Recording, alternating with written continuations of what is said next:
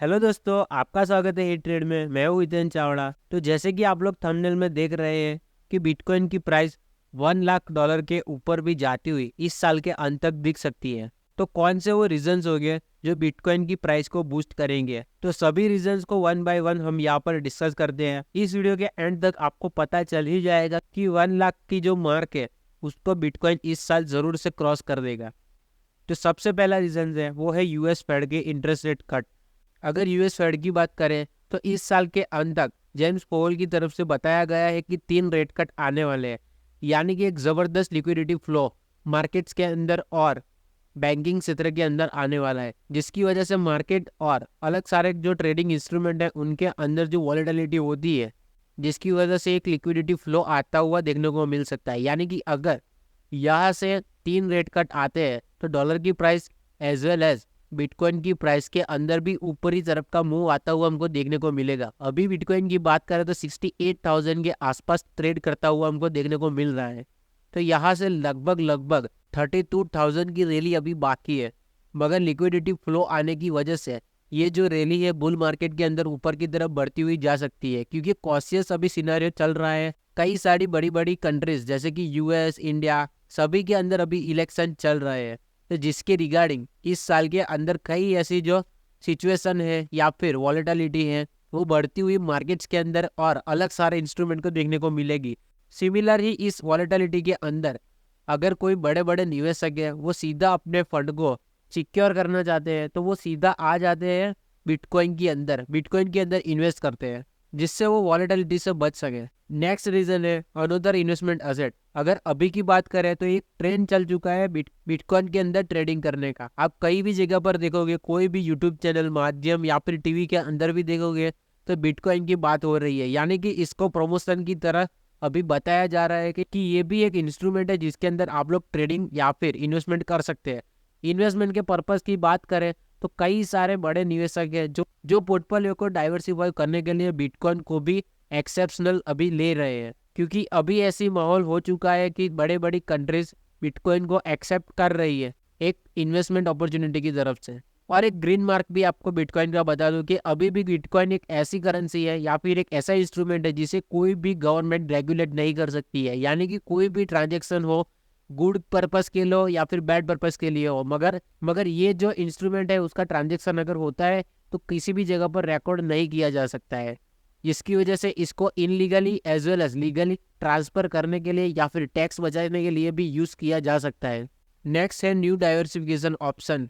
जैसे कि मैंने बताया कि ये एक इंस्ट्रूमेंट अभी एक्सेप्टेबल है सभी कंट्रीज के अंदर। यूएस की बात करें तो वहां पर अभी बिटकॉइन के एटीएम्स भी देखने को मिल रहे हैं। यानी कि सीधा ही हमको पता चल रहा है कि अभी ग्लोबल लेवल पर बिटकॉइन की एक्सेप्टेंस बढ़ चुकी है। यानी कि इसको बड़ी बड़ी कंट्रीज ने तो अपना लिया है। अभी जो छोटी छोटी कंट्री है जो इस पर रूल्स लाना चाहती है या फिर टैक्स लगाना चाहती है, उसके रिगार्डिंग नए रूल्स आते हुए फ्यूचर के अंदर देखने को मिलेंगे। यानी कि अभी और फ्यूचर के अंदर भी बिटकॉइन को एक इंस्ट्रूमेंट की तरह अपना ही लिया जाएगा।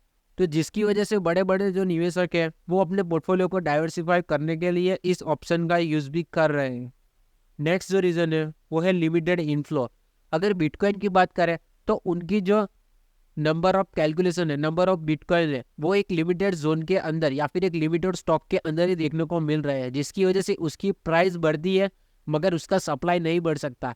ये भी एक रीजन है कि अगर कोई भी कीमती चीज जिसकी कीमत बढ़ सकती है मगर जिसकी सप्लाई नहीं बढ़ सकती तो उसकी डिमांड हमेशा ही अर्थ पर रहने ही वाली है और उसे प्रीशियस मेटल या फिर प्रीशियस इंस्ट्रूमेंट की तरह भी इन्वेस्ट किया जा सकता है। नेक्स्ट जो रीजन है वो है गवर्नमेंट एडप्शन। यानी कि अगर मैं बात करूं बड़ी बड़ी कंट्रीज यूएस, यूके, रसिया, चाइना जैसी बड़ी बड़ी कंट्रीज अभी इसको करेंसी के एक्सचेंज में भी यूज कर रहे हैं। यानी कि उनकी करेंसी को सीधा ही इससे एक्सचेंज किया जा सकता है और ये एडप्ट कर रहे हैं। अगर मैं बात करूं एलन मस्क की, तो एलन मस्क ने भी अपनी जो टेस्ला कार है उसको बिटकॉइन के अंदर भी एक्सेप्ट करने की बात की है। तो ये भी एक रीजंस है कि जिसकी वजह से गवर्नमेंट भी अभी इस इंस्ट्रूमेंट को या फिर इस करेंसी को एक्सेप्ट कर रही है। नेक्स्ट जो रीजन है वो है फ्यूचर टेक्नोलॉजी, यानी कि ब्लॉकचेन। अगर ब्लॉकचेन की बात करें तो ये जो पूरी टेक्नोलॉजी बिटकॉइन के अंदर यूज हो रही है या फिर इथेरियम जैसी टेक्नोलॉजी के अंदर यूज हो रही है, ये एक ब्लॉकचेन टेक्नोलॉजी है जिसके अंदर कोई भी डेटा है वो सिक्योर रहता है, जिसकी वजह से आने वाली जो टेक्नोलॉजी, आने वाली जो फ्यूचर की दुनिया रहेगी उसके अंदर ये जो बिटकॉइन है वो बहुत ही महत्वपूर्ण स्टेप लेने वाला है, यानी कि इस पर डिपेंडेंसी भी फ्यूचर के अंदर सिक्योरिटीज की बढ़ती हुई देखने को मिलेगी। गवर्नमेंट अपने डेटा भी सिक्योर कर सकता है, इसकी वजह से ब्लॉकचेन टेक्नोलॉजी का यूज आने वाले वक्त में ज्यादा होता हुआ देखने को मिल सकता है। यही फ्यूचर की डिमांड को टैप करने के लिए कई सारी एजेंसी आज से ही ब्लॉकचेन टेक्नोलॉजी के अंदर इन्वेस्ट कर रही है, और सिमिलर ही हमको उसकी इफेक्ट बिटकॉइन की प्राइस के अंदर भी देखने को मिल सकती है, क्योंकि ये जो टेक्नोलॉजी वर्क हो रही है वो ऑलरेडी ही वर्क हो रही है बिटकॉइन के अंदर। तो सिमिलर सी मूवमेंट हमको बिटकॉइन की प्राइस में भी देखने को मिल सकती है डिमांड की वजह से। नेक्स्ट जो रीजन है वो है हेज फॉर अनदर असेट। अगर अनदर असेट की बात करें तो इलेक्शन की वजह से स्टॉक मार्केट या फिर कमोडिटी मार्केट के अंदर वोलेटिलिटी बढ़ जाती है। मार्केट ऊपर से नीचे की तरफ 10 से 12% या फिर 15% की करेक्शन या फिर अपमूव दिखा सकता है। तो अगर बड़े बड़े निवेशक या फिर बड़े बड़े म्यूचुअल फंड या फिर इंस्टीट्यूशनल ब्रोकर या फिर इंस्टीट्यूशनल HNI, ऐसे कई सारे जो बड़े क्लाइंट्स होते हैं या फिर बड़े जो निवेशक होते हैं, वो अपने पोर्टफोलियो को हेज करने के लिए इस इंस्ट्रूमेंट का यूज कर सकते हैं, जिसकी वजह से अगर ऊपर या नीचे की तरफ कोई भी वोलेटिलिटी बढ़ती हुई मार्केट के अंदर या फिर किसी भी अदर इंस्ट्रूमेंट के अंदर देखने को मिले तो उनके पोर्टफोलियो को इतना नुकसान ना हो, जिसकी वजह से इसे हेजिंग इंस्ट्रूमेंट तरीके से भी यूज किया जा सकता है, और कई बड़े बड़े निवेशक ऑलरेडी इसे यूज कर रहे हैं।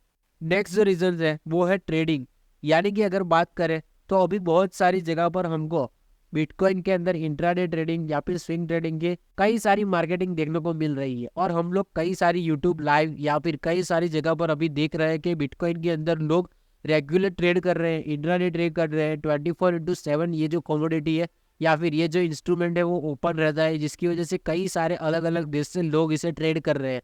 यानी कि अभी पीपल्स की तरफ भी इसको अडॉप्ट कर दिया जाए, जो कि रेगुलर ट्रेडर्स और इन्वेस्टर है शॉर्ट टर्म, वो भी अभी इसका इस्तेमाल कर रहे हैं। तो जिसकी वजह से ये भी एक रीजन है बिटकॉइन की प्राइस को बूस्ट करने का। नेक्स्ट जो रीजन है वो है AI लिंक विथ ब्लॉकचेन। अगर फ्यूचर की बात करें तो AI यानी कि आर्टिफिशियल इंटेलिजेंस के अंदर ब्लॉकचेन टेक्नोलॉजी एक महत्वपूर्ण टेक्नोलॉजी होने वाली है, जिसकी वजह से अभी कई सारी जो बड़ी बड़ी फर्म है जो ऑलरेडी ही इस टेक्नोलॉजी के अंदर वर्क कर रही है।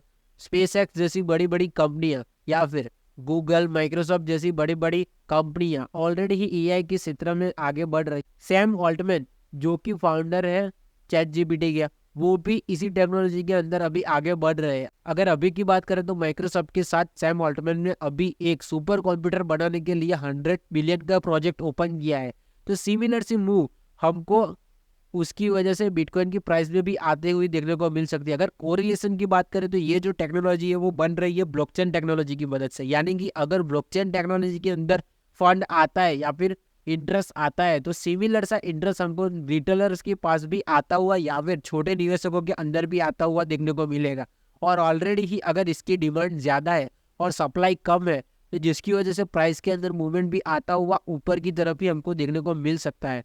नेक्स्ट जो रीजन है वो है safe long term investment asset. अगर सेफ की बात करें, अगर सिक्योरिटी की बात करें तो बिटकॉइन की ये जो टेक्नोलॉजी है वो इतनी सुरक्षित है कि इसे एक बार ही यूज किया जा सकता है। अगर इसका पासवर्ड या फिर इसका टोकन नंबर अगर मिस हो जाता है तो कोई भी एक्सेस नहीं है इसे अनलॉक करने का। यानी कि अगर इतनी अच्छी तरीके से सिक्योरिटी इसके अंदर बनाई गई है कि आप कैसे भी प्रीशियस डेटा हो इसके अंदर स्टोर कर सकते हो। तो कई बड़ी बड़ी गवर्नमेंट अपने जो डेटा सेंटर्स हैं उनके अंदर यही टेक्नोलॉजी का यूज कर रही है, यानी कि सिक्योरिटीज के अंदर भी ये एक अच्छे लेवल पर वर्क कर रहा है।